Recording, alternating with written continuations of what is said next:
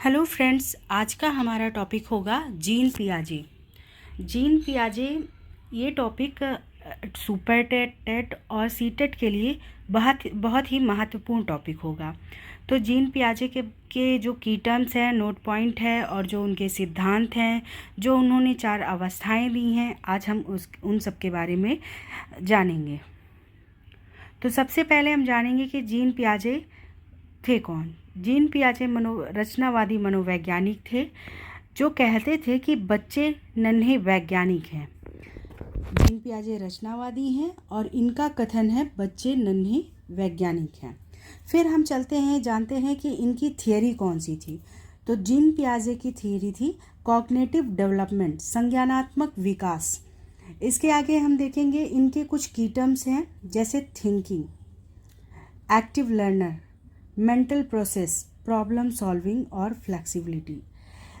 Class में एक teacher और स्टूडेंट का क्या रोल होता है, उस पर्पज से इन्होंने कुछ की टर्म्स दिए, जैसे थिंकिंग, एक सोच होनी चाहिए, एक्टिव लर्नर होना चाहिए। बच्चा एक एक्टिव लर्नर नहीं होगा तो वो कैसे चीज़ों को सीखेगा। मेंटल प्रोसेस, उसका मानसिक विकास भी होना चाहिए। और टीचर प्रॉब्लम को सॉल्व कर सके ऐसा टीचर भी होना चाहिए। टीचर में फ्लैक्सिबिलिटी होना चाहिए। बच्चा अगर एक क्वेश्चन को 4 बार पूछ रहा है तो टीचर उसको बिना दंडित किए, बिना उसे कुछ कहे, उस क्वेश्चन को 4 बार समझाए। टीचर में भी फ्लैक्सिबिलिटी होनी चाहिए। अगला पॉइंट है हमारा, कुछ नोट पॉइंट्स हैं जो ये किसी भी क्वेश्चन में जो सीडीपी से रिलेटेड क्वेश्चन होगा, चाहे वो सी टेट का होगा, सुपर टेट का होगा या टेट का होगा, जो भी क्वेश्चन में ये शब्द आएंगे तो ये इसका संबंध जीन पियाजे से ही होगा। तो ये इन शब्दों को हम इसका एक्सप्लेनेशन देंगे जिससे आप इसको समझें और ये किसी भी क्वेश्चन में आए तो उसका संबंध होगा जीन पियाजे से। जैसे पहला नोट पॉइंट में है वस्तु अस्थायित्व।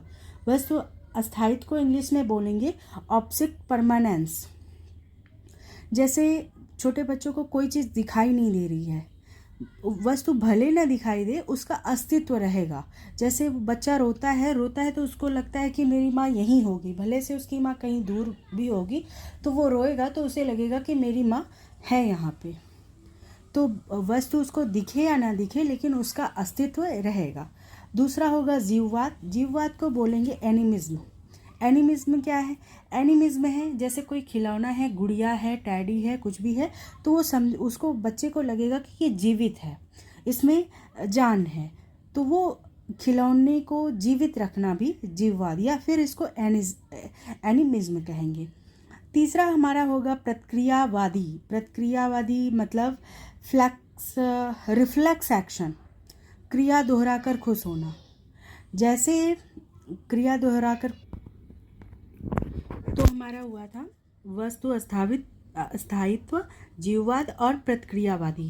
प्रतिक्रियावादी भी हमने समझ लिया। प्रतिक्रियावादी होता है जैसे कोई बच्चा किसी बेड पे या सोफे पे कूद रहा है तो वो बार बार कूदेगा। प्रतिक्रिया, उसको उस क्रिया को बार बार दोहरा के और खूब खुश होगा, तो वही होगा प्रतिक्रिया। प्रतिक्रिया को बोलेंगे रिफ्लेक्स एक्शन। अगला है हमारा संरक्षण अभाव। संरक्षण अभाव, संरक्षण अभाव को हम बोलेंगे lack of conservation. Lack of conservation क्या है? जैसे कोई आकृति है उसमें परिवर्तन हो जाए। आकृति जैसे पहले हाथ है, पैर है, सिर है, सबको एक साथ बच्चे ने जोड़ा और जोड़ने के बाद पैर कहाँ पे लगाना है, हाथ कहाँ पे लगाना है, वो ये भूल जाए, उसे याद ना रह जाए, तो ये क्या है? संरक्षण में अभाव है, लैक ऑफ कंजर्वेशन है। आकृति परिवर्तन होने पर शुरुआती आकृति को भूल जाना, ये कहलाएगा संरक्षण अभाव। अब आएगा अविलोम्यता। अविलोम्यता क्या होगा? इसको बोलेंगे इरिवर्सिबिलिटी। तो ये क्या है? शुरुआती बिंदु से आ जाने पर बालक वापस नहीं लौट पाता। जैसे बच्चा कोई काम कर रहा है, कुछ खेल रहा है, तो वो जहाँ से शुरू किया था वहाँ फिर वापस नहीं लौट पाता। जैसे कोई बच्चा खेल रहा है, कोई खिलौना है, कोई बाउल है, कुछ कोई ग्लास है, तो वो उसमें हाथ फंसा लेगा, पैर फंसा लेगा या कुछ भी कर लेगा, तो वो उसको निकाल नहीं पाएगा। तो ये होगा अविलोमीयता। अब अगला होगा संगठन। संगठन क्या है? संगठन को बोलेंगे ऑर्गेनाइजेशन, जिसका मतलब होगा अलग अलग स्कीमा पर आपका आपस में संबंध, अलग अलग स्कीमा का आपस में संबंध। अब इन्होंने 2 टर्म दिए थे, स्कीम्स और स्कीमा। इसके बारे में हमने इसमें नहीं मेंशन किया है, हम अलग से बताएंगे कि स्कीम्स क्या होगा और स्कीमा क्या होगा। तो हम जानते हैं कि स्कीम क्या है। स्कीम्स के बारे में जानेंगे, क्या है स्कीम्स। तो स्कीम्स को जानेंगे तो ये बताएगा कि जैसे कार्य को क्रमानुसार करना, जैसे किसी कार्य को क्रमानुसार किया हमने, जो सही तरीका है, सही जानकारी के तहत किया, जैसे क्रम है उसका, जैसे ABCD को क्रम से लगाना है, तो जैसे कोई काम करना है उसको एक सीक्वेंस में करना ही स्कीम कहलाएगा। अगर बात करेंगे स्कीमा क्या होगा, जानकारी का भंडार होगा स्कीमा। स्कीम्स में जो हमने सीखा था उसी का कलेक्शन है स्कीमा। जैसे सही तरीका, जानकारी की तिजोरी कहेंगे स्कीमा को। हमने जाना कि ये डॉगी है, ये कैट है, ये काऊ है, सबको हमने जाना कि हाँ ये ऐसा है, ये ऐसा, ये है। फिर स्कीमा क्या है, हमने सबके बारे में जान लिया। पहले हमने जाना कि सिर्फ ये कैट है, ये डॉग है, ये काऊ है, हमने अलग अलग पहचाना। उसके बाद हमने सबका कलेक्शन कर लिया। अच्छा ये कैट है, ये डॉग है, ये काऊ है, वो स्कीमा हो गया। मतलब छोटे छोटे बॉक्स में इकट्ठा करना, ये स्कीमा कहलाएगा। उम्र, अनुभव, परिपक्वता में स्कीमा टूटकर नया स्कीमा निर्माण करता है। जैसे जैसे हमारी एज बढ़ती है, हमारा एक्सपीरियंस बढ़ता है, मैच्योरिटी आती है, तो वो स्कीमा चेंज होता है। जैसे हमने काऊ तो जान लिया, हाँ ये काऊ है। काऊ और बफेलो में हम डिफरेंस कब जान पाएंगे? जब हमारी एज बढ़ेगी, हमारा अनुभव बढ़ेगा, हमारी मैच्योरिटी बढ़ेगी, तो हम काऊ और बफेलो में डिफरेंस जानेंगे। काऊ कितने कलर में होती हैं, फिर वो भी हम अपनी एज, एक्सपीरियंस और मैच्योरिटी से जान पाएंगे। तो ये हो गया स्कीमा और स्कीम्स। अब अगला पॉइंट हमारा होगा आत्म केंद्रीयता। आत्म केंद्रीयता क्या है? आत्म केंद्रीयता को बोलेंगे ईगोसेंट्रिज्म। बच्चे का सिर्फ अपने बारे में सोचना। उसका बड़ा भाई, बड़ी बहन कोई खिलौना खेल रहा है, वो छीन लेगा, उसको लगेगा सब मेरा है, तो ये होगा आत्म केंद्रीयता। अब जैसे मम्मी छोटे भाई को बड़े भाई को प्यार करने लगी, तो वो उसको अच्छा नहीं लगेगा, उसको धक्का मारने लगेगा कि ये मेरी माँ है। सिर्फ हर चीज़ में अपने बारे में ही सोचना, ये आत्म केंद्रीयता है। फिर आएगा समावेशन।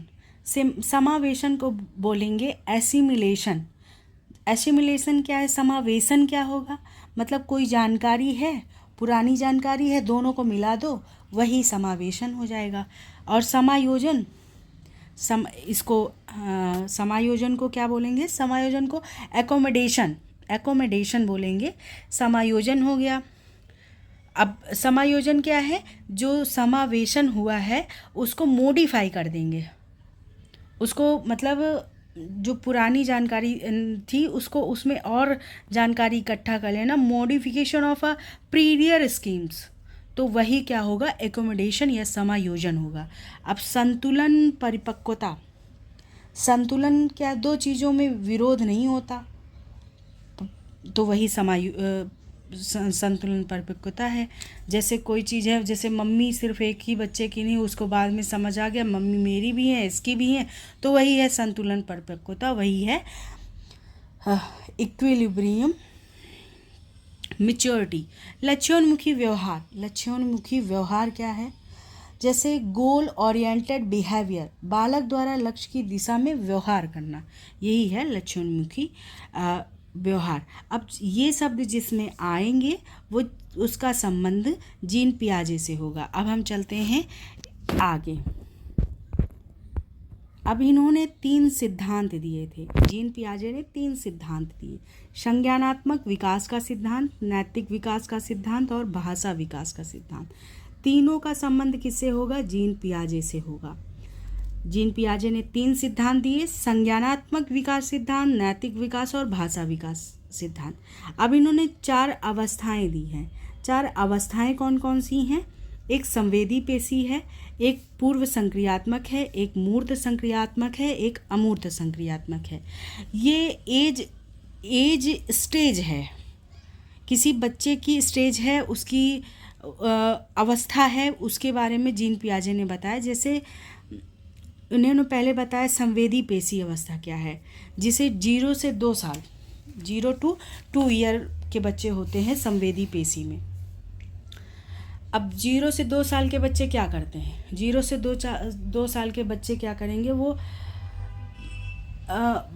प्रतिवर्ती क्रिया करेंगे, जैसे चूसना है, निगलना है इत्यादि, ये सब करेंगे। अनुकरण करेंगे। अनुकरण कैसे करेंगे? माँ माँ माँ माँ, पा पा पा पा, ये अनुकरण करेंगे। उसके बाद इनमें जो है मूल प्रवृत्त्यात्मक व्यवहार होगा। मूल प्रवृत्ति क्या होती है? जो हम जन्म से ही सीख के आते हैं, रोना, हंसना, ये सब जो है मूल प्रवृत्ति भी होगी उनमें। वस्तु अस्थायित्व भी होगा, जैसे खिलौना उनके हाथ में है, गिर जाए तो उसे ढूंढने लगना, या फिर उसको हटा के रख दो तो वो ढूंढने लगे, तो वस्तु अस्थायित्व भी है।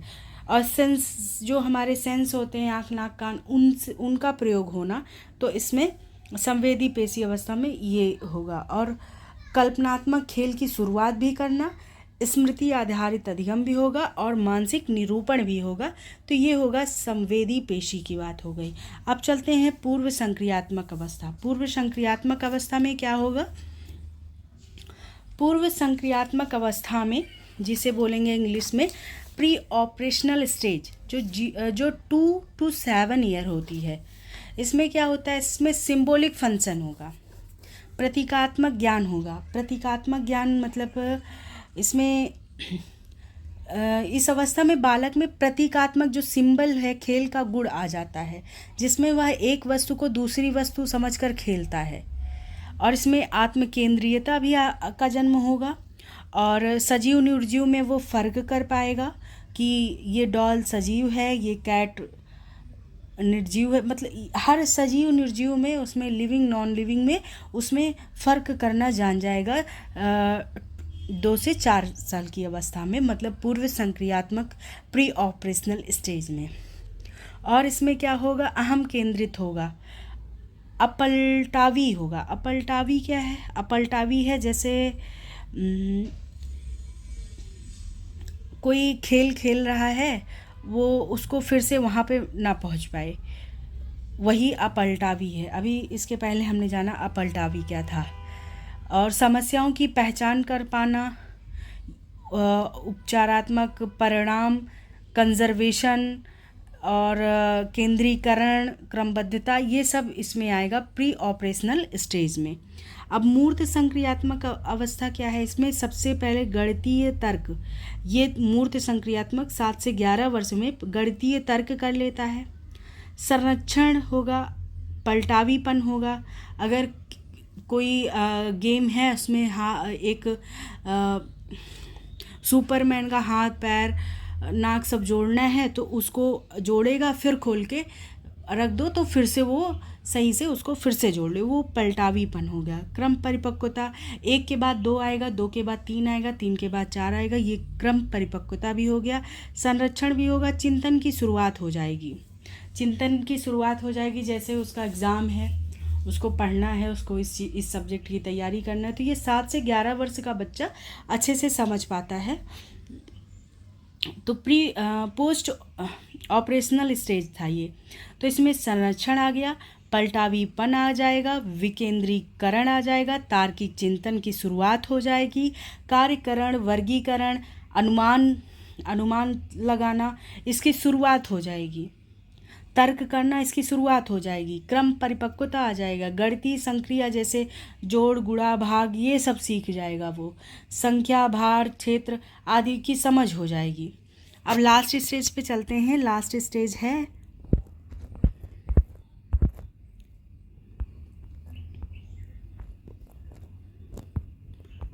लास्ट स्टेज है अमूर्त संक्रियात्मक। अमूर्त संक्रियात्मक जो 11+ ईयर होगा। अब इसमें अपसारी चिंतन होगा। अपसारी चिंतन क्या होता है? अपसारी चिंतन में व्यक्ति को एक तथ्य दिया जाता है, इसमें अपनी ओर से एक तथ्य जोड़कर निष्कर्ष निकालता है। अब अपसारी और अभिसारी दो होते हैं। अभिसारी क्या है? जिसका वन मेथड, कोई क्वेश्चन पूछा गया उसका सिर्फ एक ही उत्तर है। भारत की राजधानी नई दिल्ली, उसका उत्तर सिर्फ एक ही है।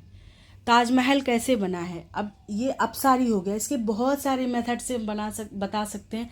ताजमहल यहाँ है, इन्होंने बनवाया था, इस तरह था। ये जिसमें बहुत सारे मेथड का प्रयोग हो वो जो होगा अपसारी होगा। तो अपसारी चिंतन भी कर लेगा बच्चा, वास्तविकतावादी चिंतन भी कर लेगा, तर्क कर लेगा। किसी चीज़ को वो नहीं जान रहा है कि देखा नहीं है उसने, मैंने बोला ताजमहल, अब वो ताजमहल का इमेजिनेशन भी कर लेगा। तो ये होगा अमूर्त संक्रियात्मक अवस्था। तो इसमें क्या होगा? अपसारी चिंतन होगा, मैच्योरिटी आ जाएगी बच्चे में। 11+ है तो मैच्योरिटी आ जाएगी, चिंतन परिपक्वता हो जाएगा, कल्पनात्मक, निगमनात्मक और अपसारी चिंतन मतलब कई दिशाओं में समझ विकसित हो जाएगी। तो ये हो गया अमूर्त संक्रियात्मक अवस्था। अब इन्होंने एक कथन कहा था कि विचार के बाद भाषा आती है।